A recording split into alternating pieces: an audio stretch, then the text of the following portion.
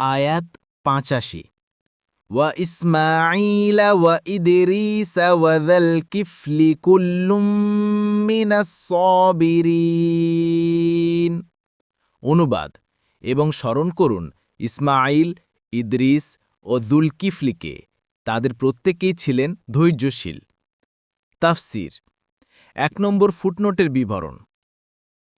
আলোচ্য আয়াতদ্বয়ে ৩ জন মনীষীর কথা উল্লেখ করা হয়েছে।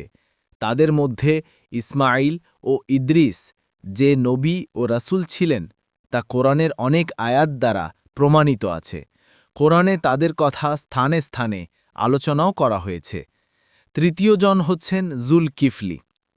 ইবনে কাসির বলেন, তার নাম দুজন নবীর সাথে শামিল করে উল্লেখ করা থেকে বাহ্যত বোঝা যায় যে তিনিও আল্লাহর নবী ছিলেন, কিন্তু কোনো কোনো বর্ণনা থেকে জানা যায় যে তিনি নবীদের কাতারভুক্ত ছিলেন না, বরং একজন সৎ কর্মপরায়ণ ব্যক্তি ছিলেন। তবে সঠিক মত হল এই যে তিনি নবী ও রাসূলই ছিলেন।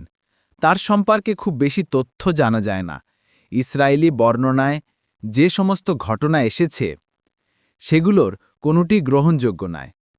এই ব্যাপারে ইবনে কাসির আরও তথ্য বর্ণনা করেছেন। আয়াত ৮৬ ওয়া আদখালনাহুম ফি রাহমাতিনা ইন্নাহুম মিনাস সালিহিন। অনুবাদ, আর আমরা তাদেরকে তোমাদের অনুগ্রহে প্রবেশ করালাম, তারা ছিলেন সৎকর্মপরায়ণ।